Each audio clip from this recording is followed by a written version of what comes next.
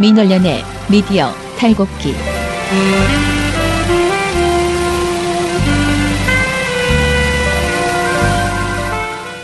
민원련의 미디어 탈곡기 203화 시작하겠습니다. 예, 안녕하세요. 저는 민원련에서 사무처장을 맡고 있는 김원경입니다. 미디어 탈곡기에서는 이장입니다. 네, 저는 분야회장 배나은 활동가입니다. 청년회장 이봉 활동가입니다. 안녕하세요. 민주언론시민연합 사무처장 김원경입니다. 민원련에서 상근 활동가를 공개 채용하고 있습니다.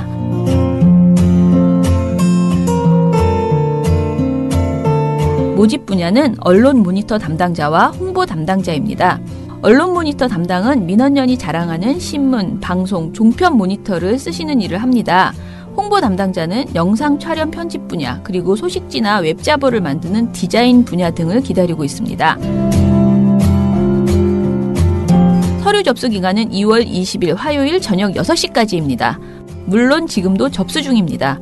그리고 여러분이 아주 궁금해하실 급여 수준. 저희가 시민사회단체이다 보니 아주 많이는 못 드리지만 2018년 최저임금보다는 약간 더 드립니다. 민원연과 함께, 저와 함께 우리 언론을 바로잡는 뜻깊은 활동을 할 많은 분들의 지원 기다리겠습니다. 많이 지원해주세요.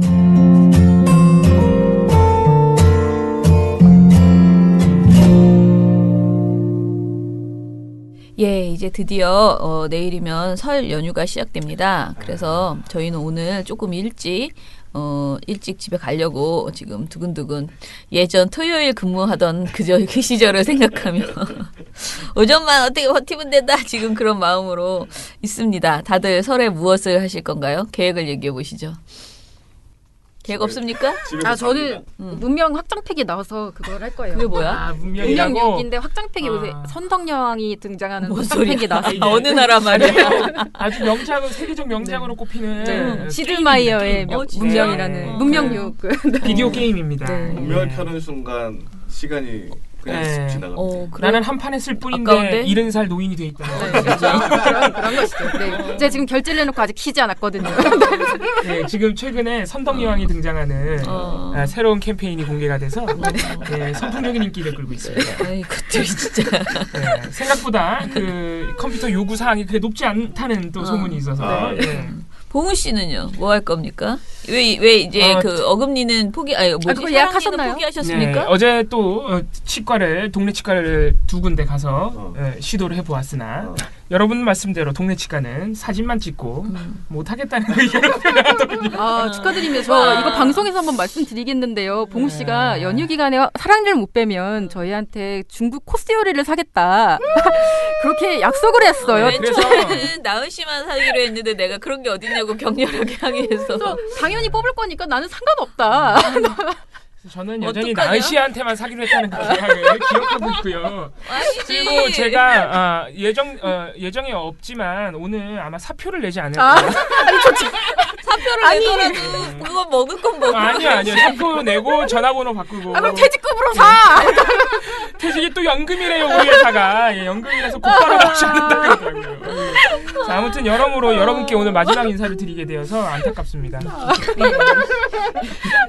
한 군데는 사진을 찍더니 부어 있어서 안 되겠다 했고 한 곳에서는 찍더니 우리는 이런 이빨은 빼지 못하겠다 하셨고 어떤 이빨인데 그러니까 너무 안쪽에 있어서 째고 마취하고 해야 되는데 좀 큰 병원 가시라 하시더라고요.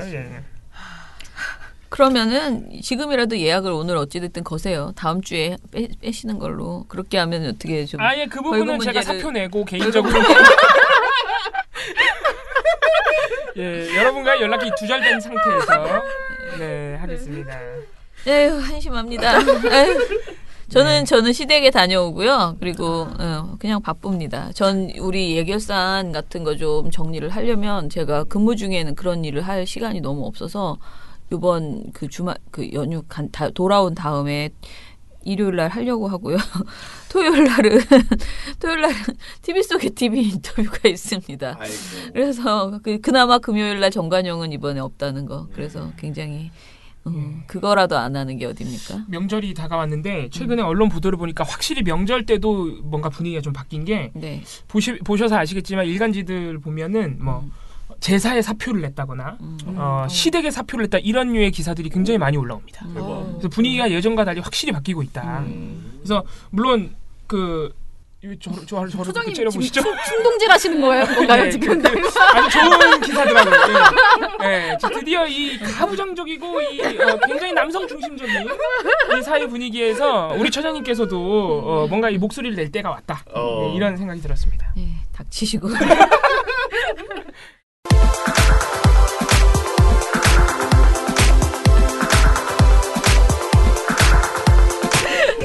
네, 그러면은 우리 오늘 마지막 설 명절 이전에 마지막 미디어 스크랩 해보겠습니다. 먼저 첫 번째는요, 박노왕 연합뉴스 사장이 사의를 표명한 것에 대해서 이야기를 해보려고 해요. 자, 저희가 계속 얘기했던 것처럼 최근에 아주 뒤늦게 연합뉴스의 주주인 뉴스통신진흥회가 공식 출범을 했죠. 그래서 여러 사람, 그러니까 강기석 신문유통원장을 이사장으로 선출하고 여러 사람이 이제 드디어 사장 해임, 박노왕 사장 해임을 논의할 그런 예정이었습니다. 자, 12일 날 논의를 하겠다 이렇게 생각하고 있었는데요. 딱 그 13일 날 박노왕 사장이 알아서 먼저 사의를 표명한 거죠. 네, 이거 약간 반복되는 스토리죠? 네. 꼭 이렇게 하시더라고요. 네. 그래도 또 이게 어디냐. 네. 최남수 사장과 비교해보면 진짜 천지차이다 하는 생각은 좀 듭니다. 그래도 뭐라고 할까, 눈치는 있는 그런 느낌.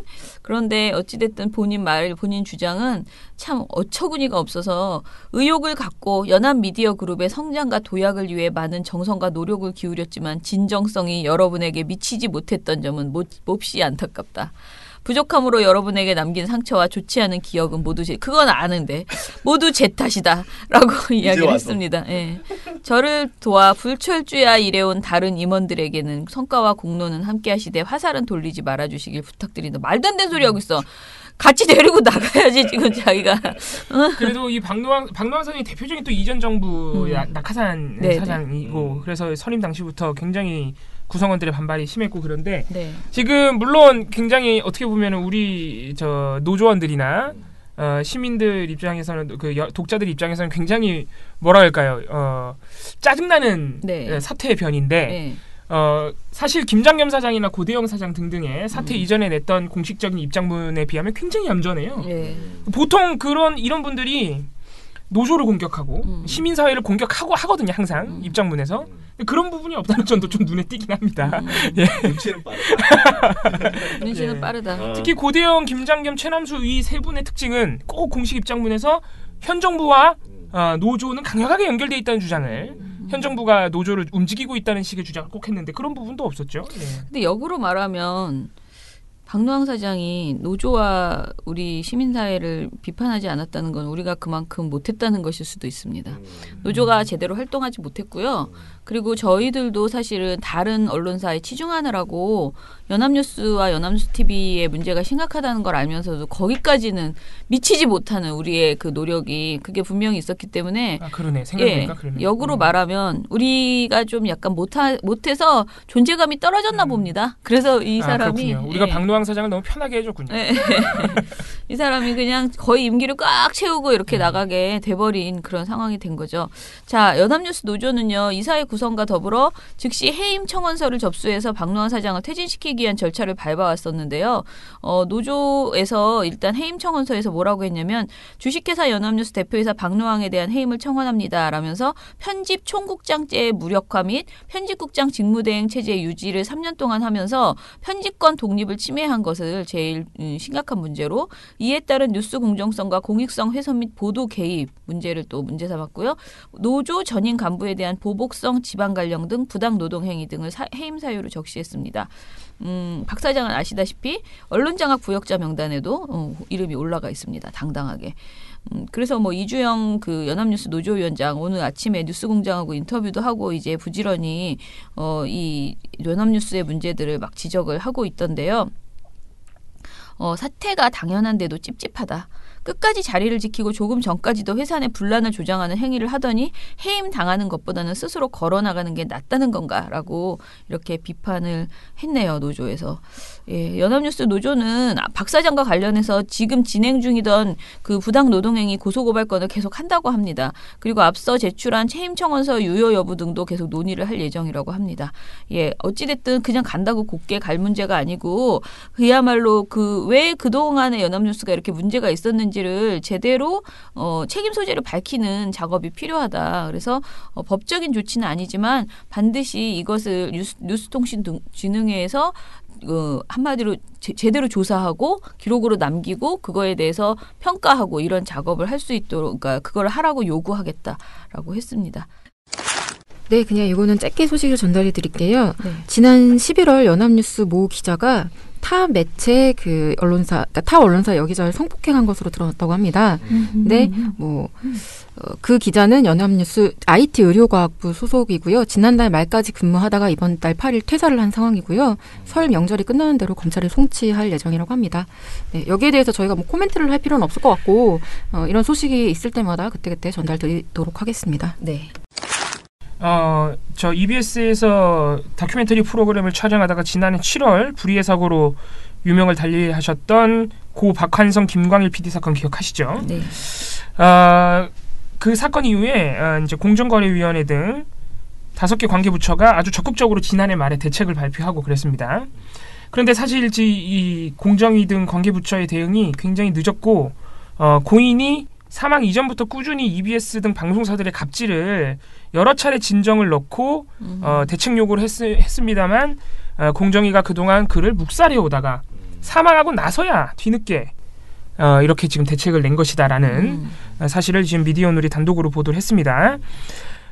지난해 7월 이제 박한성 PD가 돌아가셨는데 네. 사실 지난해 5월에 이미 박한성 PD가 공정거래위원회에 EBS가 독립제작사, 독립 PD들에게 저질렀던 여러 갑질들을 문제 제기를 하고 대책을 요구했다고 합니다. 이때 공정거래위원회는 전혀 조사 등 기본적인 조치도 취하지 않은 것으로 알려졌고 지난해 7월에 박하성 PD가 돌아가신 직후에 유족들이 같은 문제 제기를 했지만 그때도 무시하다가 지난해 말이 돼서야 대책을 발표한 것으로 드러났습니다. 이것뿐만이 아니고 잠시만요.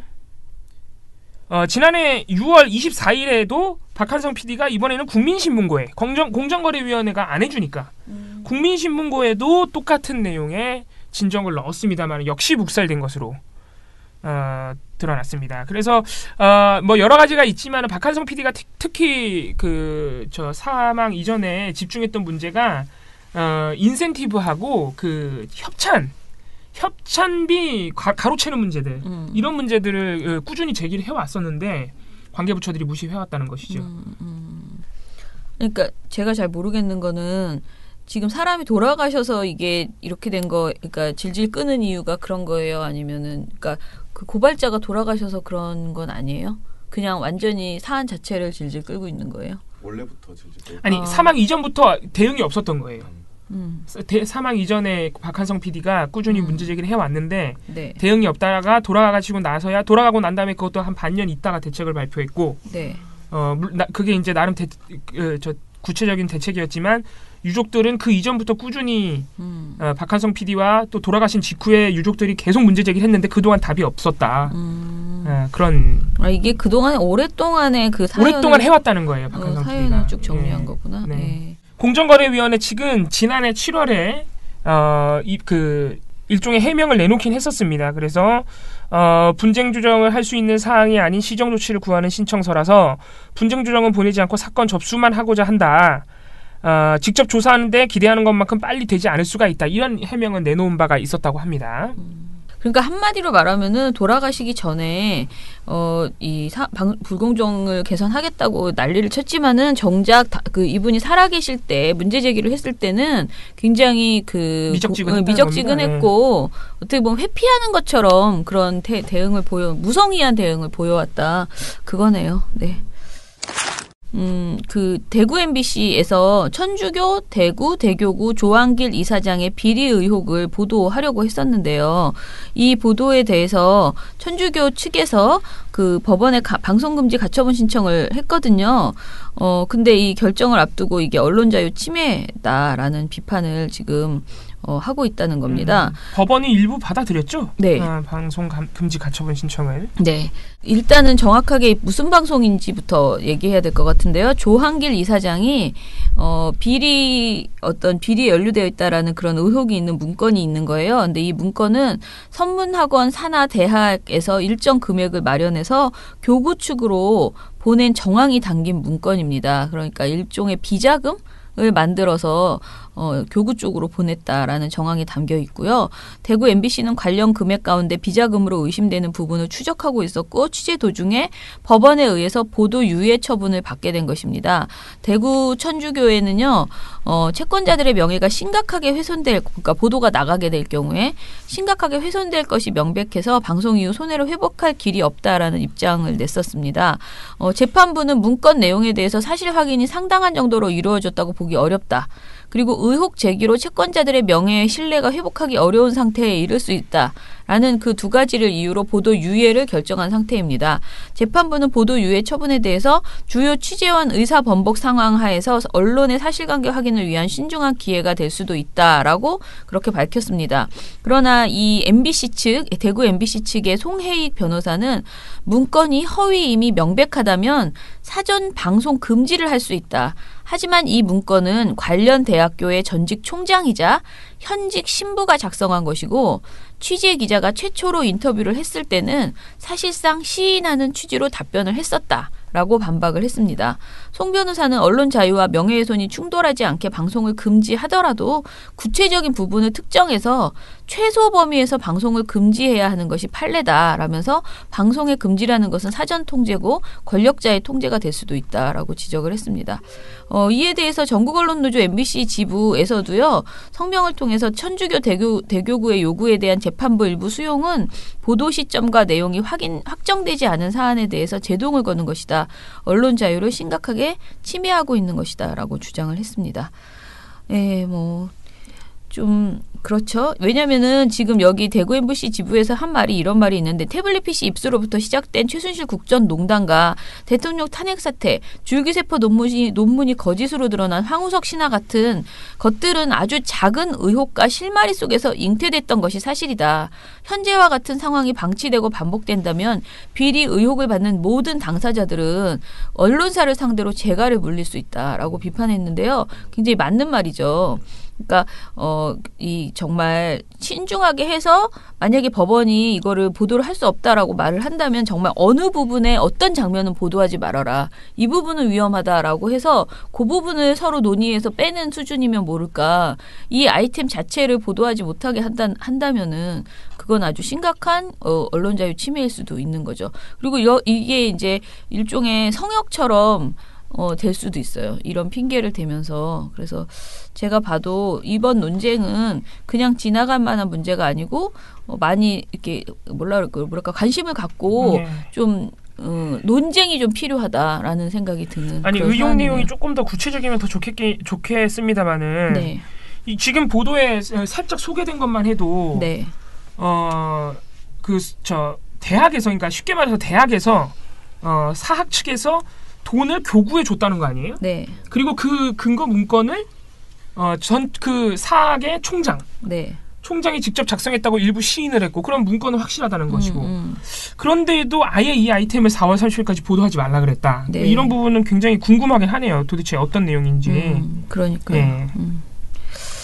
예, 문제입니다. 문제. 뭐야? 종교 문제라서 또 예민하게 구는 거 아닐까. 아무래도 좀 그런 건 있죠. 그래 천주교 이게 뭐 이사장이 대주교거든요. 예. 대구 교구에. 대주교라서 그러니까 대구 교구의 대빵이에요. 신부 중에.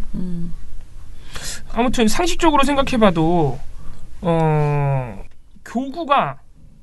교회가 대학에 돈을 기부할 수는 있어도 대학에서 거꾸로 교회에 주는 거 너무 이상하지 않아요? 예. 그 돈이 대체 무슨 돈이야? 아니 보도 구체적인 내용이 너무 궁금하잖아요. 살짝만 봐도. 근데 왜 보도를 못하게 하는 거야? 예, 이상하잖아요. 알고 싶다. 자 그러면은 다른 것도 뭐 아까 잡다한 거 그냥 몇 가지 어제 난리가 났던 소식들이 있는데요. 두 가지가 있습니다. 하나는 손 넣은 페미니스트 논란. 있는데요. 제가 여기서 얘기하고 싶은 건 딴 건 아니고요. 이거 보도를 좀 이상하게 한다. 보도 제목을 그러니까 상황을 말씀드리면요. 에이핑크 그 걸그룹 손나은 씨가 인스타에다가 자기 사진을 하나 올렸는데요. 거기 이렇게 사진 찍힌 사진 중에 휴대폰 케이스에 걸스 캔 두 애니띵이라는 그러니까 여성은 무엇이든 할 수 있다라는 문구가 적혀 있었다고 해요. 그러니까 그래서 사람들이 그걸 보고서 일부에서 이제 막 이 사람 뭐 페미니스트야? 막 이러면서 이제 일부에서 문제 제기를 막 한 거죠. 근데 그 문제 제기를 언론이 보도를 할 때 문제 제기를 한쪽에 문제 제기를 하는 게 아니라 손나은이 페미니스트라고 그런 손나은 페미니스트 의혹 막 논란, 페미니스트 논란 이렇게 하면서 그러나 확인해보니 페미니스트가 아닌 것으로 됐다 말하면서 뭐 막 이런 보도가 막 나온 거예요. 그래서 이게 어제 트위터 같은 곳에서 막 올라오면서 오바마가 페미니스트라고 자기가 선언했을 때는 아무도 이렇게 보도 안 했으면서 왜 그냥 휴대폰 케이스에 그 멘트가 있다고 이렇게까지 언론이 보도를 하는지 잘 이해가 안 간다. 아니, 지금 저 배낭 활동가가 살짝 포털에서 검색해서 뜬 기사들 목록을 그냥 아주 일부만 캡처했는데도 일단 보도량이 상당하네요. 엄청나고. 어제 이게 보도가 진짜 엄청 많이 나왔어요. 아니 이게 이렇게 보도할 거리인가요? 네, 제 생각도 좀 그렇고요. 그리고 그러니까 지금 이 상황을 논란을 만드는 건 사진을 올린 손나은 씨도 아니고 뭐야 이게 도대체? 네, 그 폰 케이스도 아니고 문제 제기를 해서 이상하게 막 몰아가는 사람들이잖아요. 그러면 아니, 그쪽에 문제를 지적해야지. 지금 손나은 씨한테 약간 이게 나중에는 손나은 씨 그 테이블에 담배가 있다고 담배도 그러니까, 막 이러면서 아니 흡연 의혹도 언론이 막 그런 것까지 보도를 하기 시작하는 거예요. 보도 제목에. 야, 이거는 완전 어뷰징이나 다른 건데. 네, 이건 진짜 너무 수준 이하의 보도. 아니 남이사 핸드폰 케이스에 뭘 쓰던 담배를 피던 뭔 상관이야. 그러니까 그런데 사실 아이돌 특성상 여자 아이돌의 특성상 담배 피냐? 막 이러면 해명해야 되잖아요. 좀 피면 어때? 피면 안 돼? 그럼 아닙니다라고 해명해야 되잖아요. 이제 진짜 사람을 약간 궁지로 몰면서 괴롭히는. 전 이건 약간 아무튼. 집단 괴롭힘이라는 생각이 들고요. 그게 어뷰징 때문에 그런 거니까 뭐 이렇게. 아니 지금 매체가 또 달라요. 다 나은 씨가 캡처한 거 보면 물론 어뷰징 했겠죠 다들 어뷰징 하는데. 근데 꼭 어뷰징으로만 보기도 어려운 게 그냥 온라인 그냥 그러니까 바이라인 없는 온라인 팀도 있는데 그냥 진짜 일반 그냥 온라인에 송고된 일반 기사. 또 이런 식으로 나온 게 많아요. 예, 이게 뭐 아무래도 이제 이 주제가 워낙 이슈니까 선정적이니까. 아이돌뿐만 아니고 저 아이돌 자체가 이제 인기가 있는 것도 있지만은 지금 그런 옷을 입었다거나 페미니스트를 그 표현하는 무엇인가를 가지면 비판의 논란에 자꾸 되잖아요. 그러니까 그걸 이용해서 어떻게 보면은 두 가지 화제가 딱 맞붙은 거죠. 유명하지 않은 사람이 그 옷을 입어도 화제가 되는 판에 예, 굉장히 유명한 저도 엄청 그 기사를 클릭했는데 정말 일조했군요. 네. 정말 대단하네. 담배 아니 그 남이 그런 옷을 입던 아니, 홍보 그 동의해서 입던 동의하지 않아서 입던 정말 뭐 엄마가 사왔는데 그냥 입던 그게 무슨 상관이냐고. 무슨 상관이야 진짜. 아니 나은 씨가 캡처한 이 일부의 기사 제목에 이 몇 개 안 되는 기사에서 담배가 2개나 있어요. 진짜 그러니까 너무 이상하지 않아요? 담배 좀 알겠습니다 일단. 또 하나 있는데요. MBC가 그 요새 이제 피겨 그 경기 같은 것들을 그 영상 클립으로 그러니까 그 동계 올림픽 그 영상 클립들을 잘라서 올리고 있잖아요 온라인에도. 근데 그걸 올릴 때 MBC가 캐롤리나 코스트너 피겨 선수를 피겨 할머니라는 타이틀을 붙여서 이게 뭡니까? 영상을 올렸다가 이렇게 시청자들이 항의를 하고 막 사람들이 이어지니까 이제. 나중에 지웠다고 해요. 이 해당 영상이 현재는 삭제가 돼 있다고 하더라고요. 근데 좀 요거는 좀 주의를 해야 되지 않겠나. 피겨 할머니라니. 이런 표현을 쓰는 게 정말 왜 그런 표현을 약간 조상신 그런 그러니까 왜냐면 이게 30대에 어떤 피겨를 한다는 게 드문 일이래요. 그 신체적인 맞아요. 어떤 한계를 극복해서 김연아랑 같이 했던 맞아요. 사람이잖아. 김연아와 동시대 선수인데 지금 30대가 넘어서도 선수 생활을 오랫동안 하고 있는 전설 같은 나는 선수예요. 멋있는데 그래서. 근데 거기다 대고 할머니라는 표현을 쓰는 게 저는 그걸 존중의 의미를 담고 있다기보다는 잘 모르겠습니다. 그게 그러니까 아니 이거는 표현이 차라리 정말 조상신이라고 말한 뭐 그런 말 많이 하잖아. 아이돌의 조상신 뭐 이런 식의 말들 하잖아. 레전드? 네, 보통 이 선수한테 전설 뭐 이런 식으로 살아있는 전설이라는 표현을 많이 써요. 이런 선수한테. 근데 할머니는 사실 그렇게 좋은 표현은 아니잖아. 나이만을 연상시키잖아요. 그러니까. 이렇게 되면 저도 노인이고. 예. 우리 처자님께서는 어떻게 되시는 거죠? 조상신이죠. 뭐. 레전드입니다. 일단 여기 있는 저희 3명은 다 할머니 할아버지고요. 살아있는 전설. 진짜 MBC에 의하면. 못 살겠다. 진짜. 알겠습니다. 네. 그러면은 오늘 그 나쁜 보도 스크랩은요. 봉우 씨가 그 최근에 진짜 혼자서 굉장히 열일하시고 계시거든요. 평양올림픽 전도사. 평양올림픽 전도사. 정말 제가 오늘 여기서 선언하는데 이제부터 올림픽 관련 제보는 받지 않겠습니다. 전화가 와도 제가 확인하지 않겠습니다. 정말 지겹도록 받고요. 아주 사표 쓰고 제보 안 받고 난리가 아니야. 그러네. 징계 받아야 돼 그냥. 그러네. 지금 사표 쓴 사람이 맞네. 맞아요. 저는 저 사랑니 사태에 책임을 지고 사표를 내기로 했기 때문에 너무 사태 사유가 그렇네요. 네. 광명시 참 좋은 치과에 문의하시기 바랍니다. 자, 그러면은 봉우 씨의 오늘 특집 평양올림픽 특집으로 가겠습니다. 오늘 저희가 설 연휴를 앞두고 귀성길에 재밌으시라고 특집을 한번 마련해봤습니다. 이 주제로 과연 기분이 좋게 재미가 있을 수 있을 것인가? 기분이 좋고 안 좋고는 제가 잘 알 수 없지만 재미는 보장합니다. 확실히 재미는 있는 특집이기 때문에 자신합니다. 네. 제가 최근에 그 종편 보면서 종편과 ITN 연합뉴스 TV 보면서 집중하고 있는 주제가 바로 평창올림픽이에요. 왜냐하면 평창올림픽 관련 왜곡 보도가 너무 많다고 제보가 진짜 물밀듯 쏟아지고 있습니다. 그래서 그것만 보다 보니까 그것만 보고 있어요. 사실 저는 스트레스가 이만저만이 아닙니다. 정말 심각 정말 이렇게 심각할 수가 없어요. 평창올림픽이 임박할수록 우리 특히 방송 언론은 바닥을 다 드러냈다 이렇게 보시면 되겠습니다. 예. 그래서 제가 오늘 몇 가지 사례를 말씀드릴 텐데 제가 이미 맛배기로 그저께 TV조선에 김여정 오니까 평양올림픽이다를 소개해드렸죠. 네네. 예, 이거는 정말 맛배기였고 정말 가지각색입니다. 그래서 제가 일단 4개의 프로그램을 집중 점검했는데 뭐냐면은 일단 최근에 2월 9일 날 평창올림픽이 개막을 했죠. 그 전에 어떤 일들이 있었느냐. 2월 6일 날 북한 응원단 본진이 최종적으로 입국을 했습니다. 그리고 8일 날 이제 첫 공연을 했고 응원단이 8일 날 북한에 열병식도 있었어요. 이 열병식이 좀 논란이 있었죠. 북한이 날짜를 갑자기 끌어와서 한 거라서. 그리고 9일 날 개막을 했고 9일 날 김여정 부부장을 포함한 고위급들이 또 방남을 했습니다. 그럼 이 6일부터 9일까지 정말 뭐라 할까요? 핫한 기간이었죠. 평창올림픽과 관련해서 특히 북한의 참여와 관련해서 굉장히 대형 이슈가 연달아 터졌던 아주 긴박했던 일정이었습니다. 한 3일간. 이 기간 TV조선 YTN 연합뉴스 TV의 주요 방송들을 제가 점검했습니다. 보도 시사 프로그램. TV조선 이것이 정치다 2월 7일 방송, YTN 뉴스앤 이슈 2월 6일 방송, YTN 뉴스 Q 2월 6일 방송, 연합뉴스 TV는 2월 8일 열병식 당일날 뉴스 특보 이렇게 주요 방송들을 몇 가지 점검했고 제가 그저께 털어드린 김미선 기자의 김여정이 오니까 평양올림픽이 바로 TV조선의 이것이 정치다 2월 7일 방송에서 나온 겁니다. 자, 제가 이 4개의 방송사를 점검하면서 한 가지 이상한 특징을 발견했어요. 모두 YTN 연합뉴스 TV 포함해서 모두 보도를 기반으로 대담을 나누는 프로그램인데 네.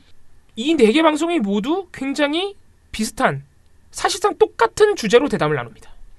그럴 수 있어요. 이슈가 비슷비슷하니까 이때 대형 이슈가 연달아 있었으니까 그럴 수 있는데 이 비슷한 이슈들이 이 대담의 주제들이 전부 굉장히 뭐라 그럴까요? 긴장과 갈등을 초점을 맞춘. 그래서 제가 몇 가지 읽어드릴게요. 자, TV조선 이것이 정치다 2월 7일 대담의 주제 김여정 임신설. 네? 네. 첫 주제. 이건 긴장과 갈등도 아니네요.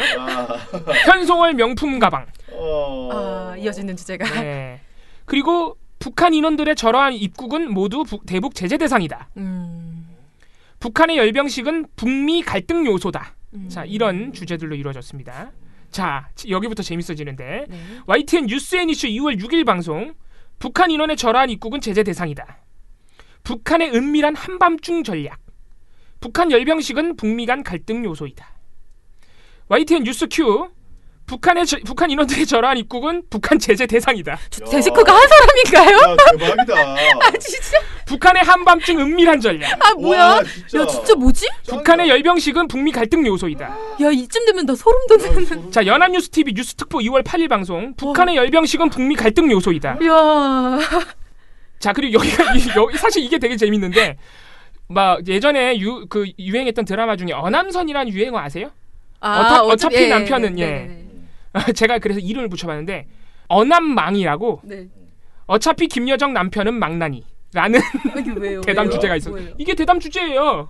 아 진짜요? 예, 그래서 이런 김여정 남편들을 포함한 김여정 개인사 그리고 응원단의 패션 이게 연합뉴스 TV 주스 특보의 주제들이었습니다. TV조선도 아니고 연합뉴스 예. TV가 야, 진짜 장난 아니다. 자, 굉장히 이상하죠.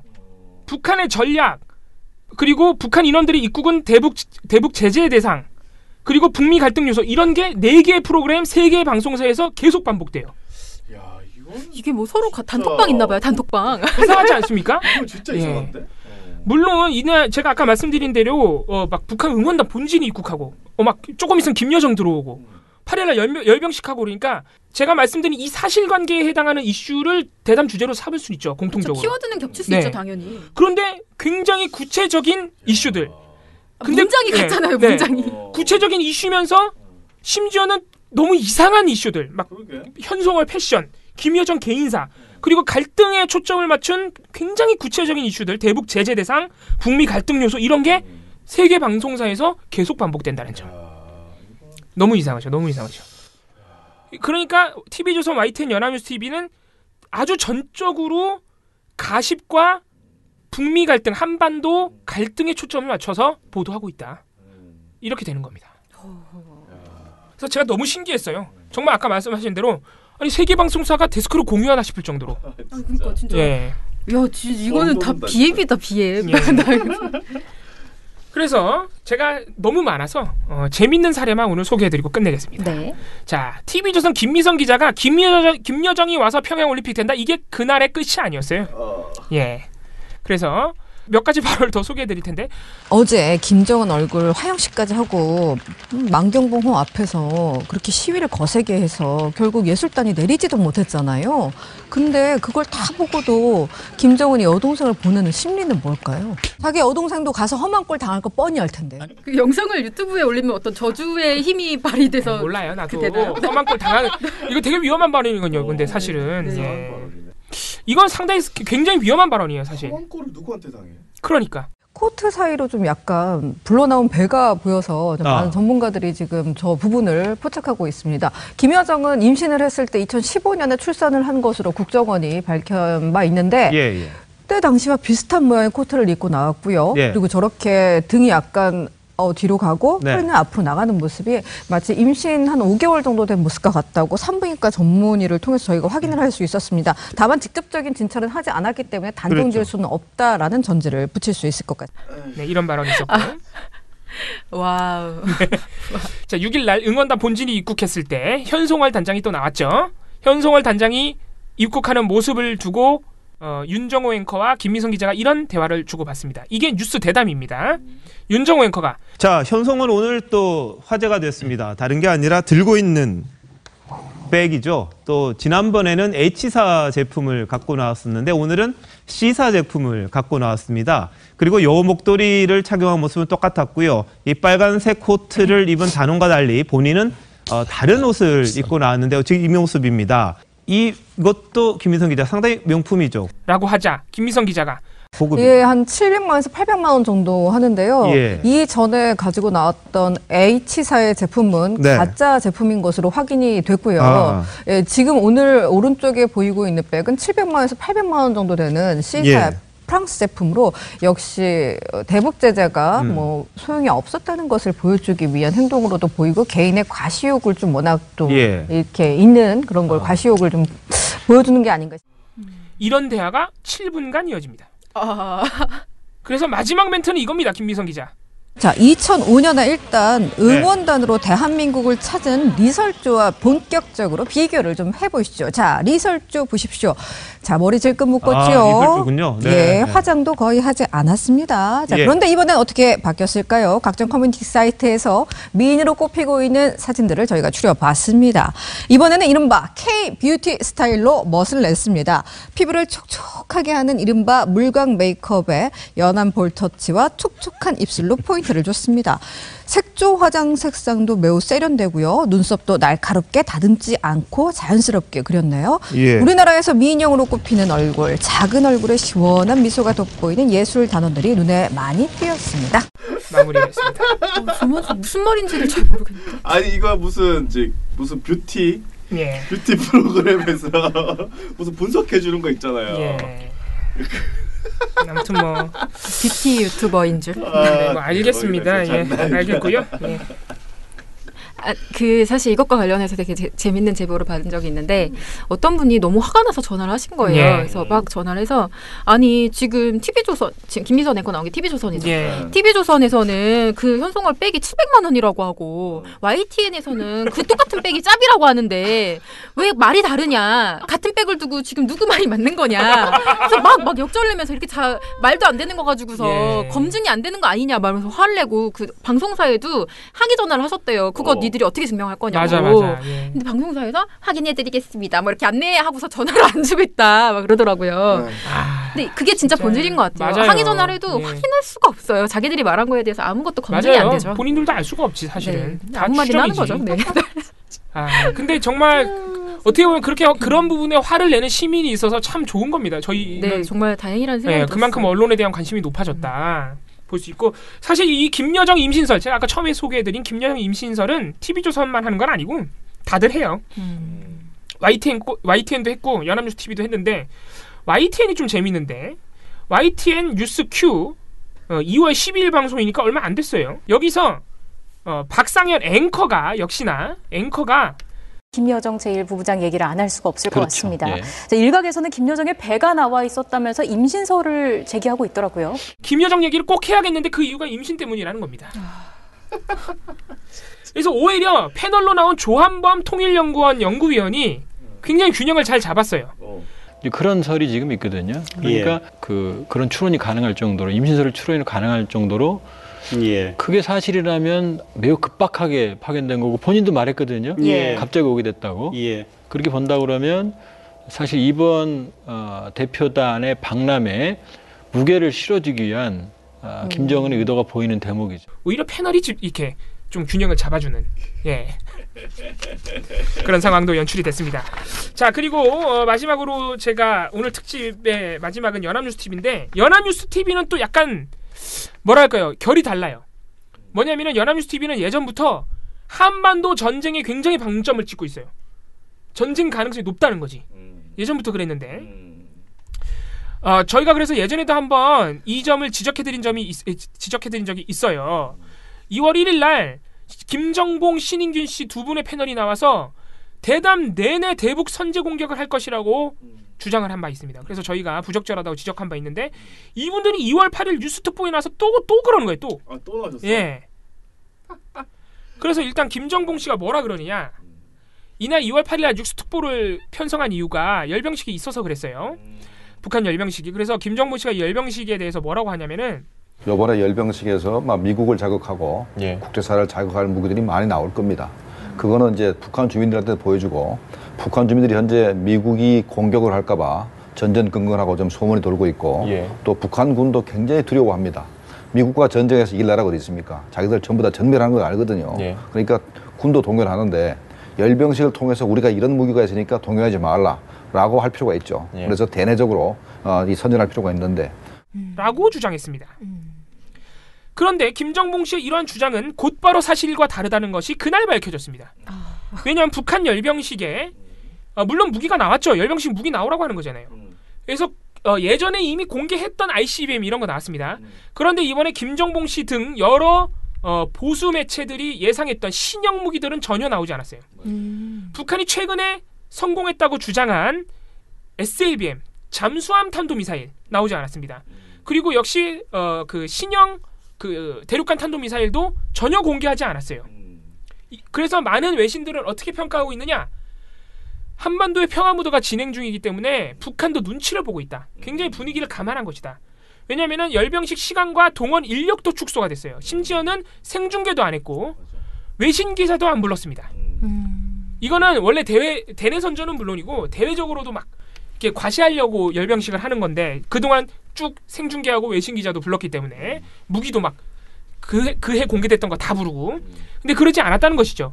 김정봉 씨의 주장은 전부 빗나간 겁니다. 그래서 자, 이거는 뭐 가벼운 실수로 내가 여겨줄게요. 그죠, 뭐 전망에 네. 틀릴 수 있는 거니까. 자, 이 다음부터가 문제인데 네. 신인균 씨가 뭐라고 주장했냐면은 지금 미국의 코피 전략이 굉장히 화제다. 코피 전략이 뭐냐면은 북한에 대한 제한적인 선제 타격. 그래서 반격을 입지 않게 코피가 날 정도로만 때린다. 뭐 미리 먼저 때린다 이건데 이거 굉장히 논란이 많습니다. 그렇게 한다고 북한이 과연 반격을 못하느냐 말이 안 되죠. 지금 이 코피 작전이라는 단어를 모르는 전 세계 정치 관련 전문가는 아무도 없다고 생각합니다. 그 정도로 지금 광범위하게 퍼져 있고 그런 상황이고 또 너무나 구체적으로 진행되고 있는 정황이 우리도 알고 있는데 북한은 더 잘 알겠죠. 그래서 정말 여기에다가 ICBM 또는 북극성 3형 우리 아는 그 화성 13 또는 그 화성 15보다 더 개량된 어떤 다른 무기들 이런 것들을 선보였을 때 정말 미국이 참을 수가 있을까? 이거 사실 참을 수가 없거든요. 라고 주장했습니다. 미국은 참을 수 없을 것이다. 참을 수 없고 때린다는 거죠. 야, 진짜. 자, 이건 그리고 굉장히 웃긴 얘기인데 미국 정부 백악관의 공식 입장은 뭐냐? 코피 전략이라는 말은 언론이 만든 허구다라고까지 말했어요. 백악관도 뭐냐? 코피 전략이라는 게 너무 논란이 되니까 한 발 뺀 거예요. 공식적으로. 우리 그런 거 안 해. 대북 선제 타격 안 해. 이거죠. 그리고 꼭 백악관이 아니더라도 미국 내부에서 선제 타격에 대한 부정적인 평가가 굉장히 많습니다. 백악관도 아니라는 코피 전략을 신인균 씨가 미국은 아니라고 하지만 엄청 구체적으로 진행되고 있어. 이번 열병식 하고 나면 미국은 참지 못할 거야 라고 주장한 거예요. 아이고. 이쯤 되면 어떻게 보이느냐. 신인균 씨는 선제 타격을 하길 바라는 것 같아요. 제가 볼 때는. 자, 그리고 이분을 꾸준히 출연시켜서 이런 주장을 하게 하는 연합뉴스 TV도 바라는 것 같아요. 제가 볼 때는. 자, 이 발언이 나온 다음에 김정봉 씨의 발언이 더 환상적입니다. 뭐라 그러냐. 외신 기자들을 불러야만 하는 이유도 하나씩 있거든 사실은요. 지금까지 2016년도 5월 달에 그때 북한이 열병식 할 때에도 외신 기자가 많이 있었고 작년 4월 달에도 외신 기자가 많이 있었는데 우리가 뭐라 그랬냐면 김정은이가 이제 북한 주민들하고 막 악수하고 하는 그런 장면도 나옵니다. 그때 외신 기자가 바로 옆에서 사진을 찍었죠. 만약에 외신 기자를 안 불렀으면 미국이 그 자리를 공격할 수도 있다는 생각이 들거든요. 북한이 그렇게 생각할 겁니다. 그래서 외신 기자가 방패가 아니었냐 이렇게 우리가 또 생각을 했었고. 한데 이 방패를 안 불렀단 말입니다. 방패를 안 부르고 이제 좀 행사를 하는 건데 그 현재 방패가 되는 것은 바로 평창 올림픽이고 그다음에 이제 펜스 부통령하고 이제 많은 외국의 사절들이 평창에 와 있기 때문에 이걸 방패 삼을 수 있기 때문에 이제 외신 기자를 안 불러도 김정은 안전에 문제가 없다 이렇게 판단할 수도 있는 겁니다. 그거랑 무슨 상관이야? 평창 올림픽을 바로 밑에서 하고 있으니까 미국이 타격하지 못할 것이다. 그러니까 그동안 방패였던 외신 기자를 안 불러도 된다. 야, 이건 너무 이거는 진짜 제가 볼 때 미국, 북한 양국이 다 이거 들으면요. 걸어야 되는데? 특히 미국은 이거는 거의 진짜 걸어야 됩니다. 진짜. 이분들은 전문가가 아닌 것 같아. 다 틀렸잖아. 듣고 있다 보면 그냥 다 틀렸네. 제가 볼 때는 외신 기자단에서도 항의해야 돼요. 외신 기자들이 그동안 총알바지로 갔다는 건데. 그러니까. 그리고 이분은 순식간에 국제 행사인 평창 올림픽을 북한의 총알바지로 폄훼한 겁니다. 지금. 굉장히 논란이 될 만한 주장이죠. 연합뉴스는 저희가 꾸준히 지적하고 있지만 이런 분들을 반복적으로 출연시키고 늘 똑같은데 이 두 분만 패널로 나와요. 신기하죠? 맨날 틀린 분석하고 맨날 전쟁하자 그러고. 절대 이 두 분에 대해서 반론을 할 수 있는 전문가가 수없이 많은데 부르지 않습니다. 진행자도 뭐라고 안 하겠지. 진행자도 같이 얘기해요. 이렇게. 그렇군요. 선제 타격 가능성이 높군요. 막 그러면서. 자, 연합뉴스 TV도 자, 이날 2월 8일 대담의 절반이 이거고요. 남은 절반은 아까 제가 말씀드린 어남망이라고 김여정 씨의 남편에 대해서 한동안 얘기합니다. 이번에도 주인공은 신인균 씨입니다. 이게 같은 대담에서 이루어진 거니까 신인균 씨가 또 얘기를 하겠죠. 신인균, 김정봉 씨가 맹활약합니다. 신인균 씨는 뭐라고 하느냐? 김여정 씨가 오는 거에 대해서. 그런 상황이어서 좀 여유가 있어서 그랬는지 몰라도 방금 말씀하셨듯이 과거보다는 좀 더 젊어진 것 같다. 바꾸고 말하면 좀 더 예뻐진 것 같다. 그렇게 이야기할 수 있고 아까 이제 그 골격을 알았기 때문에 과거에는 굉장히 말랐었죠. 그래서 지금 이제 조금 그 살도 조금 붙은 것 같고 그래서 훨씬 더 그런 면에 있어서 건강해 보인다. 그리고 이제 조금 더 예뻐진 것 같은 게 사실은 뭐 현송월도 그랬습니다만은 예. 북한도 의술이 조금 있지 않느냐, 미모를 개선하는 의술이 뭐 그런 측면도 제가 좀 볼 수 있는 그런 부분들이 있었습니다. 네, 전반적으로 지금 한 모든 멘트 부적절합니다. 네. 신익윤 씨가 이렇게 주장했고요. 이거는 네, 정말 부적절하게 시작부터 뉴스 계속 대담 프로그램에서 이런 말을 한다. 얼평 몸평을 좀 쉴 새 없이 랩처럼 쏟아내네요. 네. 뉴스에서 그리고 김정봉 씨는 앵커가 김여정이 베일에 쌓인 부분이 많은데요라고 질문하자 다짜고짜 뭐라고 주장했느냐? 김일성 대학을 졸업했는데 그 김일성 대학 동기하고 결혼한 것 같습니다. 아, 결혼을 했습니까? 네, 결혼했는데 얘기 잘 들어보세요. 결혼했는데 그 사람이 누구냐 이거지. 그 사람이 누구냐. 그래서 최홍의 둘째 아들이냐. 최홍의 둘째 아들이 있어요. 근데 이 사람은 망난입니다. 출정 배경은 망난이라서 가능성이 좀 떨어지고 그다음에 리수용, 리수용 그 당 부위원장, 리수용이 조카냐, 조카설이 있어요. 조카냐 하는데 그쪽이 또 가능성이 높아요. 가능성이 높은데 확인은 안 됐습니다. 그런데 어찌됐든 간에 39호실에서 외화를 담당하는 사람이었다. 라까지가 되고 그다음에 그 사람이 김일성 대학 동기라는 얘기까지 나왔고 그다음에 김여정이 라고 주장했습니다. 김여정의 남편에 대해서 그것도 다 본인도 가능성이 떨어진다고 말하는. 근데 그 얘기를 왜 하는 거예요? 저도 몰라요. 왜 그런 질문을 하세요? 저는 제가 이 발언을 굉장히 극히 일부만 소개해드린 거 이 얘기만 5분 동안 해요. 혼자 김여정의 일생을 풀어요. 유년 시절부터 대학 졸업 그리고 지금까지. 아니 그것도 잘 모르겠고 썰이라잖아. 다 썰이에요. 다 썰이어서 제가 다 쓰려다가 그 중에서 가장 황당한 썰만 지금 소개해드린 거예요. 진짜 미치겠다. 그리고 연합뉴스TV가 굉장히 재미있는 방송 사고를 쳤습니다. 뭐죠? 2월 8일 날 같은 날 제가 방금 말씀드린 뉴스 특보는 오전 10시에 한 거고요. 그에 앞서서 오전 9시에 하는 그 뉴스 특보에서 이제 열병식이 이날 예정이 돼 있잖아요. 그래서 그 이제 예정돼 있는 어떤 일정들이 있는지 소개를 해주다가 이봉석 기자가 뭐라고 하냐면은 오후에일지 북한이 지금 고민을 하고 있을 수도 있을 것으로 보이고요. 그리고 또 만약에 연다면 이제 평창 김일성 광장에서 이제 열리는데 라고 말을 했습니다. 이때 자막에는 북한이 과거 행했던 열병식 화면과 함께 평창 김일성 광장에서 예정대로 진행할 듯이라는 자막까지 나갔습니다. 와, 이거는 종북인데? 근데 이건 머리에 뭐가 씌지 않은 이상. 이거는 종북인데? 평창 김일성 광장. 머리에 주체사당이 씌어 있지 않은 이상 이렇게 할 수는 없다고 봅니다. 이거는 종북이다.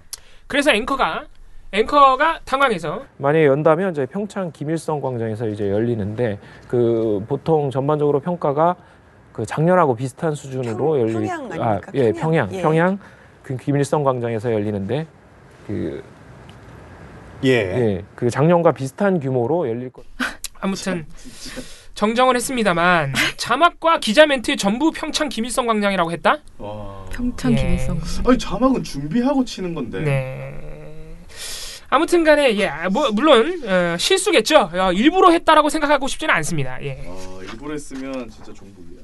아무튼 그래서 제가 오늘 또 여러 가지로 황당한 평양올림픽 특집을 YTN 연합뉴스 TV조선 사실상 YTN과 연합뉴스 TV가 TV조선보다 심하면 심했지 덜하지 않다는 점이 더 충격적이고요. 이 세 개 방송사가 똑같은 주제로 대담을 반복하고 있다는 점도 심지어 날짜도 다 달라요. 아무튼 굉장히 신기한 상황이 지금 연속. 그래서 제가 느끼는 바는 올림픽이 한 달을 남겨놨던 1월부터 이런 낌새가 계속 보였는데 올림픽이 임박하니까 거의 미쳐 돌아갔다. 이게 제 결론입니다. 원래 미쳐 있었다고 봐요. 여기까지입니다. 이게 참 너무 여러 가지 있죠. 지치네요. 듣고 있는데. 한 가지만 말씀드리면 방송 보도에서는 다른 건 거의 그렇게까지는 안 나오는데요. 딱 하나 그래도 TV조선이 언급한 게 있어요. 김여정 배. 이건 진짜 특히 TV조선이 정말 열심히 하더라고요. 네. 이게 방송 보도 제목은요. 눈길 끈 필체 대남통 밀착 수행 이렇게 돼서 그냥 수행하는 그 필체 방명록에 남긴 필체 있죠. 그거에 대한 얘기거든요. 앵커 멘트도 그걸로 시작하고. 근데 이게 온라인 송고용 제목이요. 김여정 불룩한 배 포착이에요. 그 뒤에 대남통 김성애 밀착수행 이거 붙어 있고요. 진짜 왜? 대단하다. 네. 진짜 대단하죠. 대단하다 진짜. 네, 뭐 아무튼 뭐 그런 상황입니다, 여러분. 네, 뭐 저희가 재밌게 해드리려고 방송을 시작했는데요. 하다 보니까 저희가 약간 우울해져서 화가 난다. 아니 김현정 이인설이 도대체 뉴스 가치가 있습니까 지금 이 상황에서? 정말. 그래서 아니 임신했어 뭐 그래서 뭐 쭈라는 거야 진짜. 그러니까요. 화가 나네요. 임신하면 안 돼? 그게 무슨 죄야? 사실. 뭐 왜 뭐? 네. 어쩌라고. 어쨌든. 네, 진짜 반성해야 됩니다 진짜. 예. 참. 네. 아무튼 오늘 특집은 여기까지 하겠습니다. 예. 저희가 처음엔 재밌기 시작했는데 처음엔 좀 웃기기도 했죠. 예. 근데 점점 다운되면서 하다 보니까 굉장히 우울해져서 생각해 보니까 제가 처음에 말을 잘못했다. 귀성길에 그렇게 즐거운 방송은 아니다. 제가 약간 처음에 우려했잖아요. 이걸로 재밌을 수 있겠냐. 저도 처음엔 되게 재밌었어요. 예. 아니, 그래도 뷰티는 재밌었어. 예, 뷰티까지 재밌었잖아요. 물광 메이크업까지 재밌었잖아요. 안타깝네요. 예. 아무튼 지금 방송 언론이 너무 심각해서 저희가 민원 넣고 하고 있지만 참 저희도 깜깜합니다. 좀 깜깜해요. 그리고 어떻게 이거를 얘네들이 하루아침에 이런 거 안 하겠습니까? 아무튼 전반적인 방송이 필요하고 반성이 필요하고 YTN은 또 파업 중이니까 차후에 정상화되면은 보도가 좀 정상화되지 않을까 이렇게 기대해 봅니다. 저희 이제 마무리하고요. 연휴를 즐기러 가겠습니다. 여러분들도 어여어여 퇴근하셔서 평등 명절 맞으시기 바랍니다. 사실 저는 그렇게 명절 좋아하지 않습니다. 연휴라기보다는 또 다른 노동이 시작되는 공간이고 그냥 노동이 아니고 감정 노동도 상당히 많이 있어가지고요. 지금 들으시는 많은 분들이 다들 각자 자기의 그 뭐 성도 다르고 연령도 다르잖아요. 그럼 자기 연령에서 자기에게 맞게 누군가가 이 명절을 위해서 희생하고 있는 것은 아닌가. 만약에 그런 사람이 있다면은 같이 도와주시고 그리고 혼자 일방적으로 희생하지 않도록 좀 바람도 넣어주시고 여러 가지 방식으로 평등 명절을 꼭 맞으셨으면 좋겠습니다. 그리고 사실 이렇게 명절일 때도 언론은 계속 사고를 치고 있거든요. 그래서 사고를 친 것을 인지했을 때는 전화를 하지 마시고요. 저희 전화해봤자 전화 안 받습니다. 전화 제보는 괜찮고요. 차라리 팟빵에 이렇게 댓글로 남겨주시던가 아니면 민원연 이메일로 ccdm1984 한메일점 내십니다. 민원연 이메일로 제보 주시면 저희가 휴가 끝나고 와서 살살 처리해 보도록 하겠습니다. 예, 그러면은 모두들 명절 잘 세시고요. 여러분 새해 복 많이 받으세요.